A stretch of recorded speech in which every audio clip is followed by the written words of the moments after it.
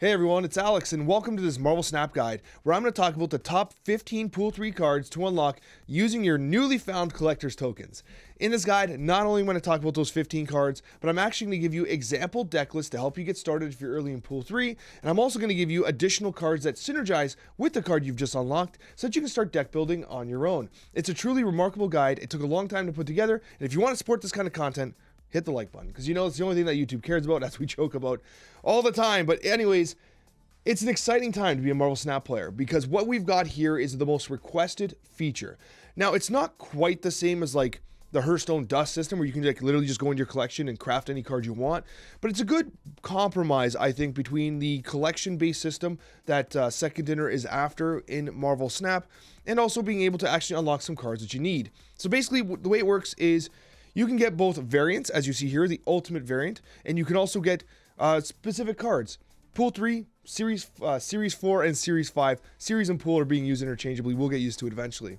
But one thing I'll say is, if you are at like collection level 500, where you start getting collector's tokens, maybe you consider saving them a little bit, because like you're going to be so far away from meta decks anyway, and until you get to collection level 1000, you basically have a 50% chance to get a Pool 3 card in every collector's reserve, and then when you get to 1000, it drops to 25%.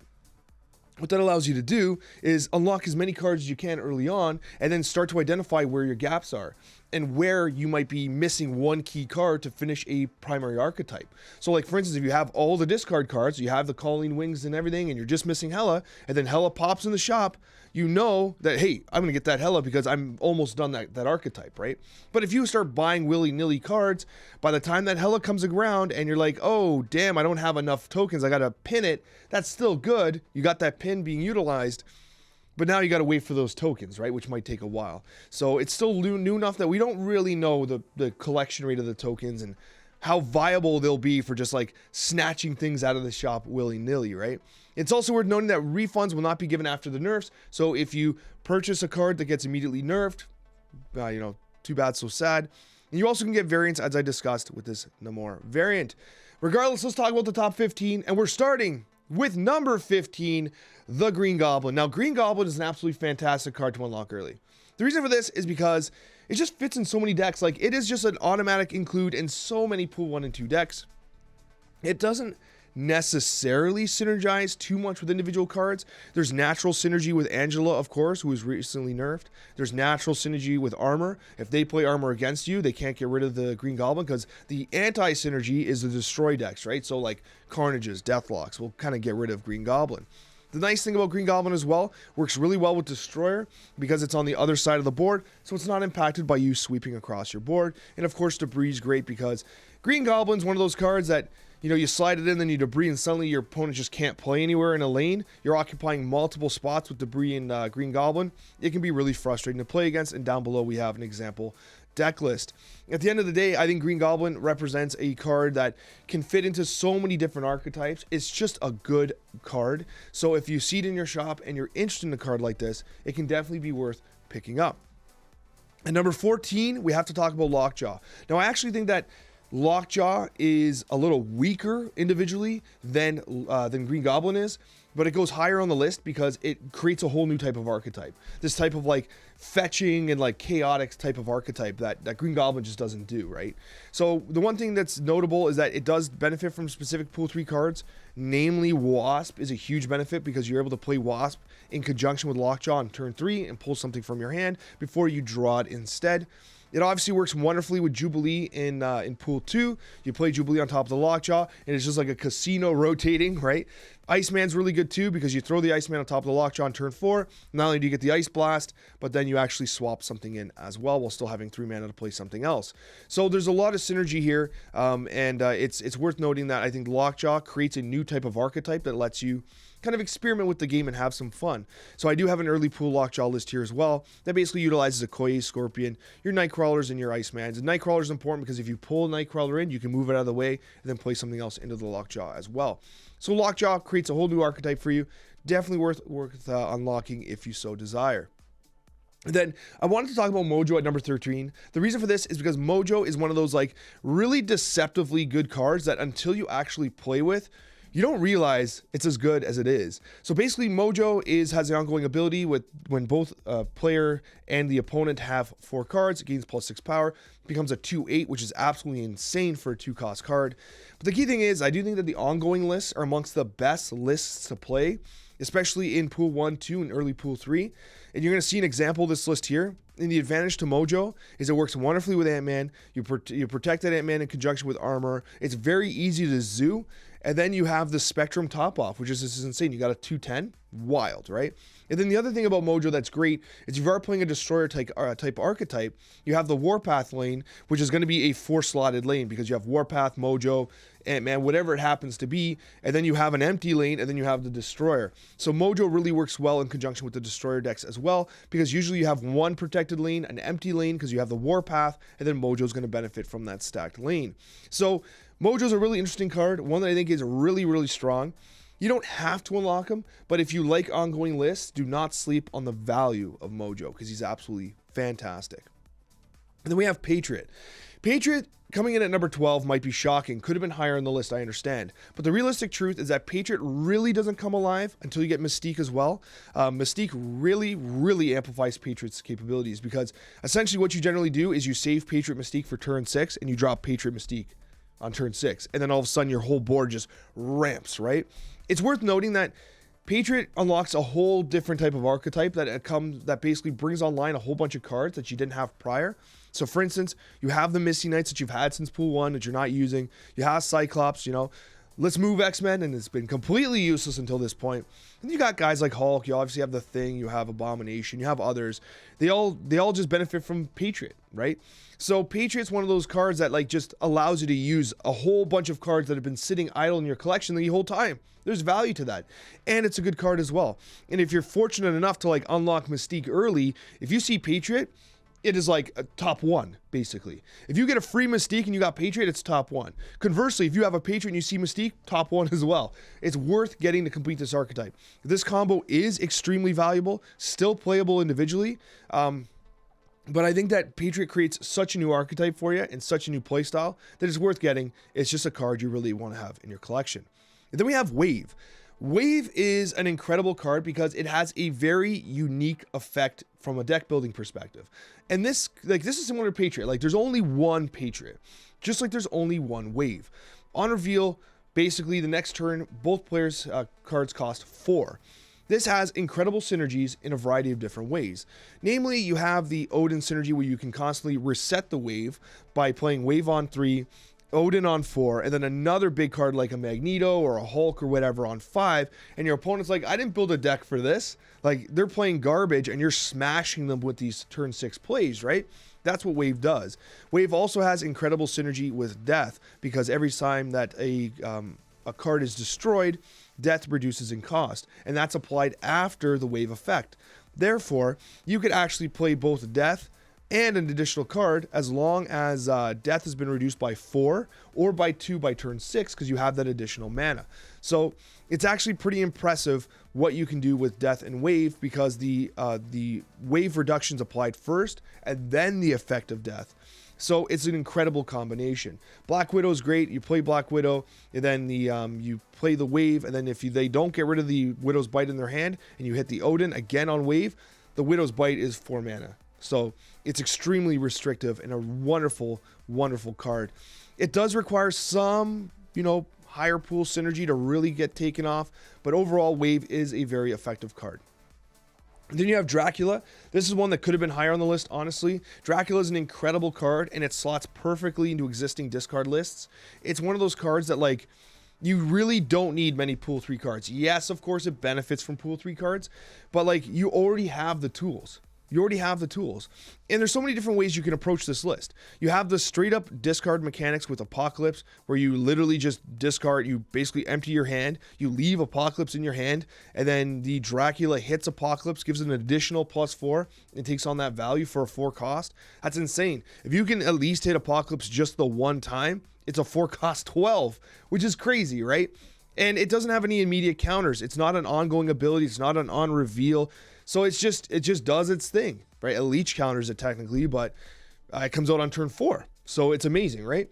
And then you have other synergies as well, which aren't always so obvious. You have the Strong Guy synergy because, well, it discards a card. So if you have Strong Guy out on 4, you Dracula out on 5, or whatever combination you do, and you hit the Infinite, which is in your hand, basically, Strong Guy gets the +6. Dracula becomes the Infinite at 20. Chavez can be similar. You can basically, instead of having the Infinite, if you want a more reliable turn, you can basically have the Chavez in your hand on turn 6. You empty your hand, you leave Chavez, and it's discarded by the Dracula, becoming a 4/9. There's a lot of incredible synergy with Dracula. I think that it's probably the most underrated card in Marvel Snap right now. I think it's literally one of the best cards in the game that most people aren't talking about. So if you see it, it's worth getting. And then we got the Hood. I really like the Hood because the Hood is one of those cards that, much like Dracula, just slides into existing archetypes. It just naturally fits in the Destroy archetypes. You basically play the Hood. It synergizes perfectly with Killmonger, Deathlock, Carnage. Works wonderfully in Destroy decks. The demon you get from it is remarkable. And it just, again, like if you look at the list here, it just slots immediately into a pool 2 deck list for Destroy. And this is a very popular deck list that I generated, and you know, you can even move out someone like Spider-Woman for someone else of your choice. It's like a great list, and it just gets better with Hood, right? Hood just immediately goes in and makes it better. There's no disadvantage. And I think that Hood is one of those cards that, you know, once you start to play with, you realize just how powerful it is. And it is a little bit of a one-trick pony in the sense that it does work best in these kind of decks, especially in early pool. Like once you get into later pool 3, there are additional synergies that make wonderful work of the Hood. But for now, especially in early pool 3, you'll probably want to do it in Destroy-based archetypes. And then we have one of the most frustrating cards to play against in the game. But if you've got Aero, you're going to be very happy. Aero comes in at number 8 because it's simply one of the best disrupt cards in the game. It's equally a powerful turn 5 and turn 6 play. Like that's very rare, where a 5-cost card is just as powerful as it is on 5 as it is on 6. Crazy. And it can basically, it's kind of like Leader in the sense that if you have assured victory in 2 lanes, you could basically play that in the lane you're losing and restrict the access, right? So there's like a couple things, like for instance, like Dr. Doom, which might have the extended reach, but like a Chavez can't trade because it'll just fall into the lane that you want it to fall into, right? So it has incredible synergy. And the other thing that's worth noting is that it works wonderfully with Magneto for different reasons.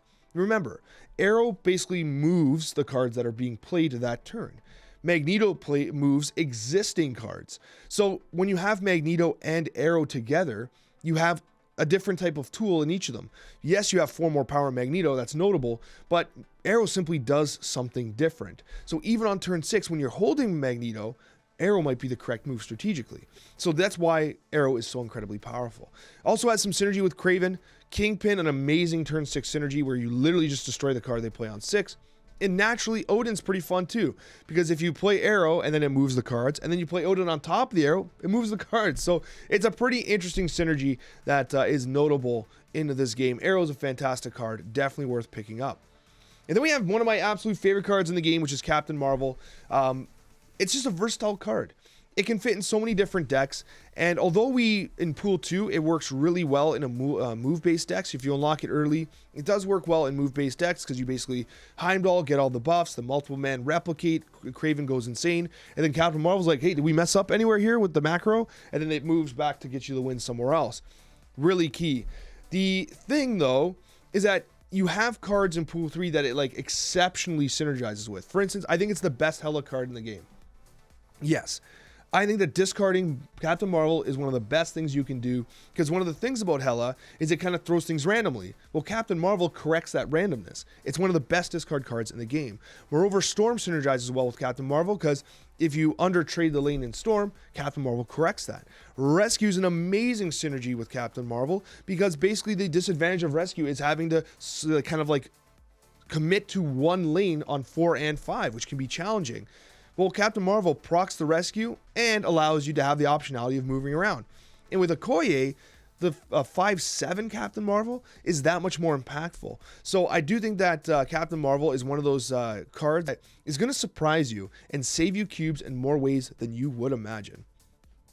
Number 6, we have Sera. Now, Sera got nerfed, and if Sera had not been nerfed, probably would have been number 1. But it's funny because you're thinking, Alex, Sera only got nerfed by 1 power. Are you serious? You dropped Sera 5 places, 6 places, just because of 1 power? Well, yes.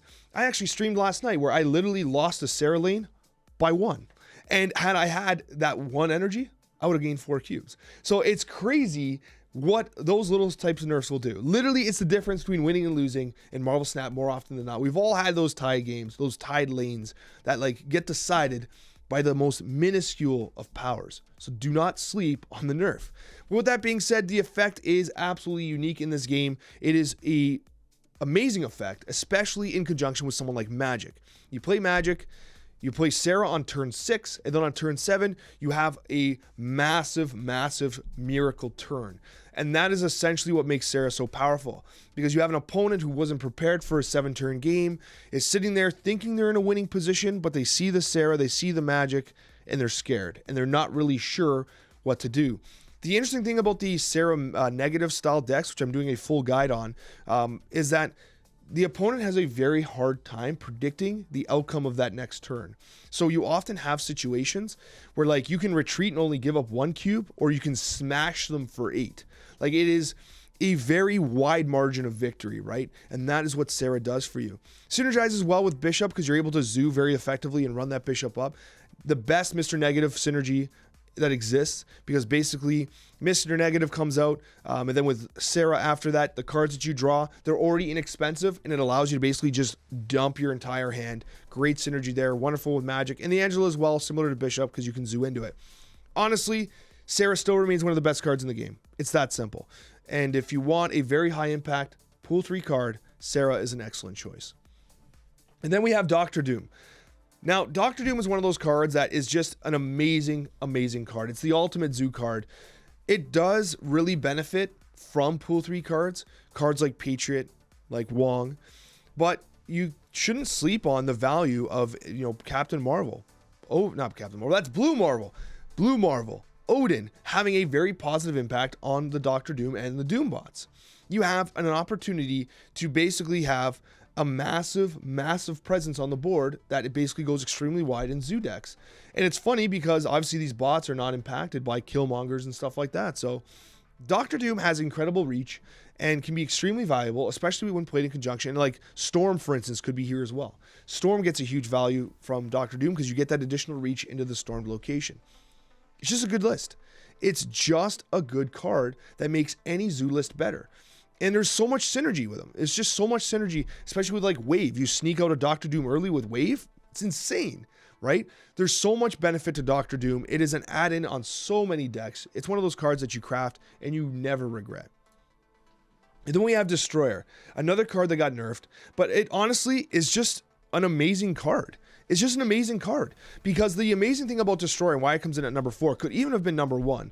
It just, the nerf took a little bit out of me. Now, I know proportionally, like a 1, wow, you went from a 616 to a 615. Big whoop. But seriously, though, like, the fact that Destroyer often trades solo into a lane makes that very impactful. And that's why one of the key synergies is Bucky Barnes, because now you need that extra 6 power, from that Winter Soldier that gets procced from Bucky Barnes, because basically as a 615, it's harder to trade solo. So if you trade with Bucky Barnes, playing on top of the Bucky Barnes, blowing up Bucky Barnes, and then now you have the Winter Soldier with the Destroyer, now we're talking. Now we have a little more power. There's also additional synergies with Professor X that protects the cards from being destroyed. Armor, of course, and Cosmo will nullify the destroy all your other cards effect, which can be useful as well. But what you'll see from the deck list, it's all pool 2 cards. It's all pool 2 cards. And of course, the only exception here is you need the Ant-Man protected by the armor, or else your Killmonger destroys your Ant-Man, but it's all pool 2 cards. Hobgoblin's interesting here. You have the Professor X, you got Destroyer, and then you just get better cards. And once you get like Daredevil, it gets even easier. There's so many different deck lists that work well with Destroyer, and with just pool 1 and 2 cards alone, it's honestly pretty damn impressive. That's why it comes in at number 4. And we just talked about Daredevil. I love Daredevil. Honestly, Daredevil could probably be further up the list, but this is my damn top 15, and I love Daredevil so much. It's one of my favorite cards in the game. And I try to put Daredevil in every deck list I can. Honestly, it's that damn good. It has a super unique effect, which unfortunately, for some reason, I did it on all the others. I forgot to get the effect of Daredevil. I got so hyped up on the art. I wanted the art to be bigger, I guess. But basically, Daredevil allows you to see the turn 5 play of your opponent before you have to commit to your own. That allows you to like lock a lane that you're guaranteed to win, throw a Hobgoblin that's guaranteed to land, play Spooderman and prevent them from playing there on turn 6. Perfect. Trade favorably with Gamora. It is an amazing card, and like what you'll notice is that Gamora, pool 1, pool 2 Hobgoblin, pool 1 Professor X, pool 3 Spooderman, but whatever. But at the end of the day, it's like such an amazing card. Like, it's so good, and it also makes turn 5 snaps extremely effective. When you have Daredevil, even if you snap on like turn 4, they're gonna be like, oh my god, he has Daredevil. He's gonna see my play. He's gonna win. He has in their head, they're thinking you got the perfect card. It is the perfect turn 5 snap bluff play. It really is, because like they're gonna just sweat. They're like, Daredevil makes their game so much easier. And when you snap on them, especially when they make their play, they're just like, oh my god. It's like the ultimate mind game. That's why I love Daredevil. And then we got Mystique. Another card that simply could have been number 1. Mystique is hands down one of the best cards in the game, and that's why, before the token shop, I unlocked it at like 3,200 collection score, because Ben Brode hates me. But anyways, Mystique is the ultimate combo enabler. It works so well in so many different decks, and natural combinations with like Patriot Cerebro. We talk about that all the time. But there's also combinations that people don't talk about, which is like the Iron Man synergy. You can replicate Iron Man and play an additional card on turn 6. That's crazy. You can also literally get the ongoing effect of Devil Dinosaur. That's crazy too. Like, if you have a huge hand and you play Mystique with Devil Dinosaur, you just replicate the Devil Dinosaur ability. You get +2 for every card in your hand. Mystique's like, hey, you know, I'm a 312. Nice, right? It won't be that high. It'll probably be like a 3-8. But anyways, it's still huge, right? Pretty cool. You can copy Blue Marvels. It's such an amazingly versatile card. Like, there is no downside to playing Mystique. I can't believe Mystique is dodged getting nerfed, because it is so good. It's literally one of the best cards in the game. If you get the chance to pick up Mystique, you just pick it up. You don't want it to run through the shop again, okay? You want that damn card. Finally, number 1 is Wong. It's the card that I think is the most sought after card in Marvel Snap. It is, seriously, it's crazy, because like an unchecked Wong is simply game winning. It is countered by so many cards. It is countered by Enchantress. It's countered by Rogue. It's countered by Cosmo. It's countered by Magneto. It's countered by Aero. Anything that just like can move Wong or move people out of Wong or prevent Wong from doing Wong stuff destroys Wong. But an unchecked Wong just sitting there in the lane without any answer is absolutely game stealing. Like, people see Wong, they don't have an answer for it. They're like, well, I just lose, so I'm gonna leave, right? You have amazing synergy with Mystique, which just basically copies the Wong effect. So now you're just doubling the double. Perfect. And then you have Spectrum, who can double proc on Wong. You have Doctor Doom, which fills the board with bots. Odin's gonna re-proc anything you do. So let's say, you know, you have a White Tiger. You play White Tiger on top of Wong, 2 tigers come out. And then you play the Odin, guess what? More tigers are coming out. There's so much synergy. It's incredible. And again, we got an example list here. Very easily could have been one with White Tiger as well. I do like the Claw Spectrum list. This is basically an ongoing Wong list, an early Wong going list, one might say. But it's incredible what Wong can do. If you see Wong, you snatch him. If he didn't get nerfed now, like, it blows my mind he dodged the nerf. If he doesn't get nerfed now, I'm not going to say he won't get nerfed, because maybe he does, because he's still super overpowered in my opinion. But you've got yourself an amazing card that has a very unique effect that ultimately you're always going to want to put in a deck. There's so many decks that are simply better with Wong in it. Guys, we got ourselves another video here. Definitely check it out if you're interested in seeing more Marvel Snap. But most importantly, thank you so much for making it to the end. Thank you so much for supporting my content, for hitting the like button, for subscribing, and for everything you guys do. Be sure to join us on Twitch TV as well. And guys, we'll see you in that next Marvel Snap video.